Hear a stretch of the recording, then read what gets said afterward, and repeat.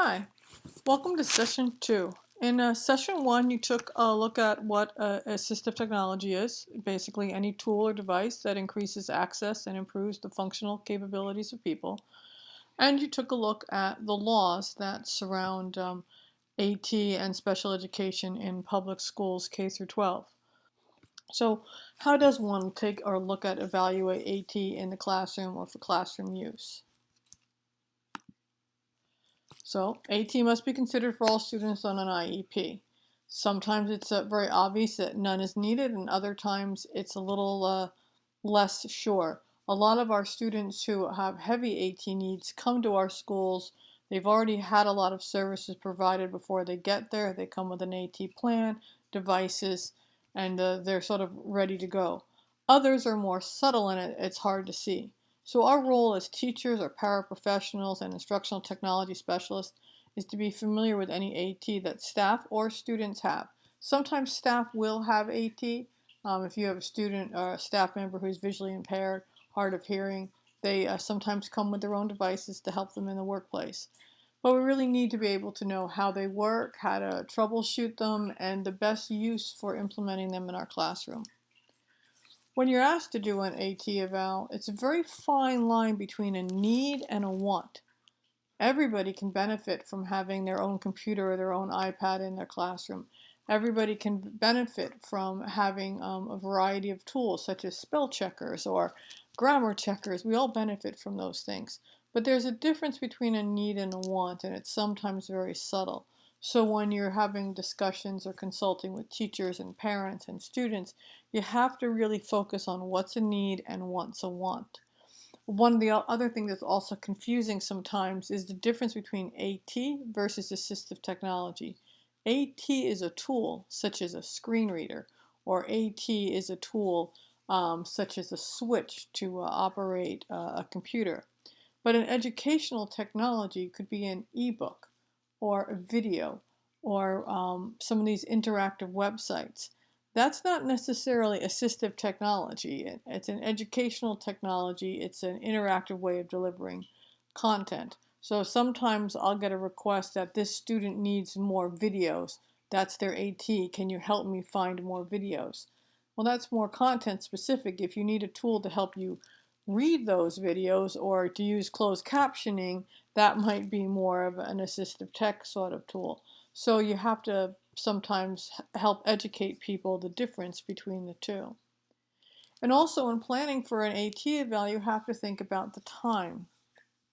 And it is a very time and lengthy process. Some people believe you can just have a meeting, say, look at a menu, so to speak. A child has this need, we use this tool. There's a lot to take into consideration. What is the child's environment? If you're working with, say, text-to-speech speech-to-text software, when a child's going to be speaking and it's going to be turned into text, and they're in a very noisy classroom, well, that might not be the right tool because having to have removed the child from the classroom to use that device may go against the wishes of the parents and the students to be more included in the classroom. It may not be practical. The time to evaluate, to practice, to train the teachers, the students, the parents, how to use the tool and to use it effectively. Often we have a case where it's like April, they discover the student is in need of something and we're going to have a 6-week trial and then school's over.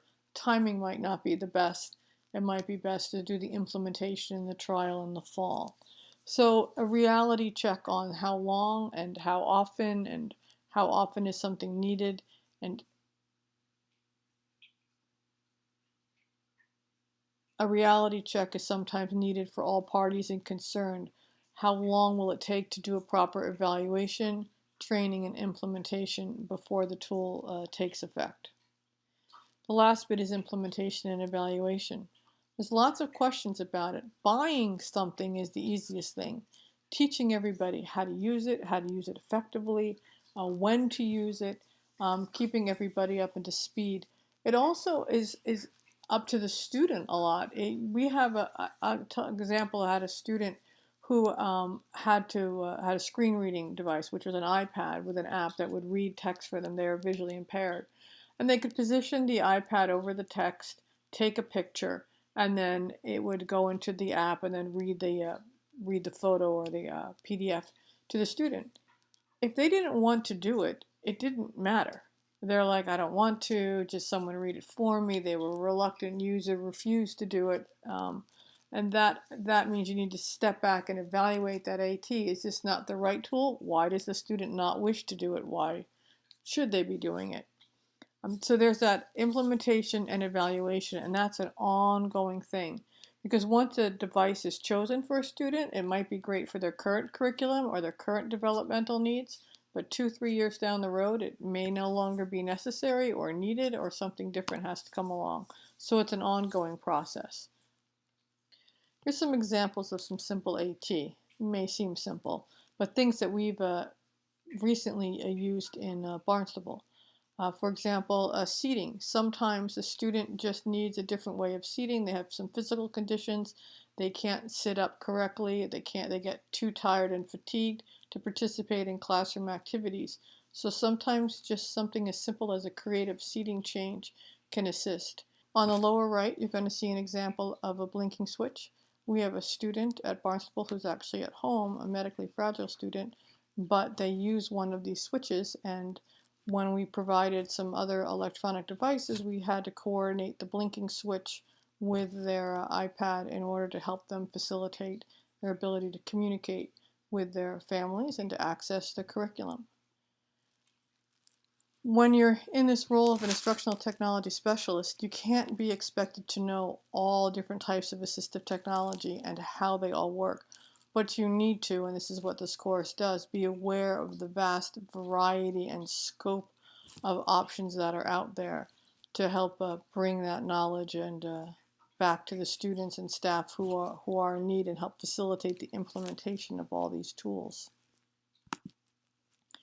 I'm going to give examples too for young children, and in your readings you're going to look at some different websites.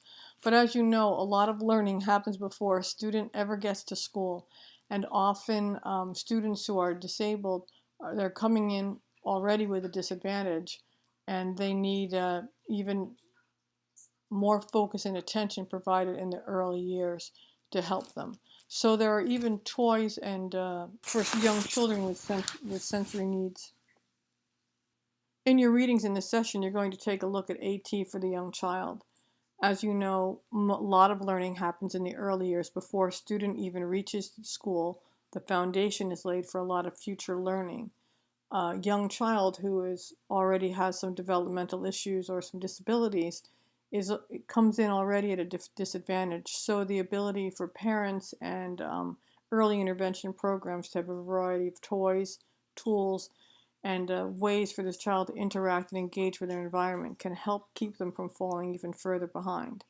The first example there is a young toddler with a set of squishy sensory toys.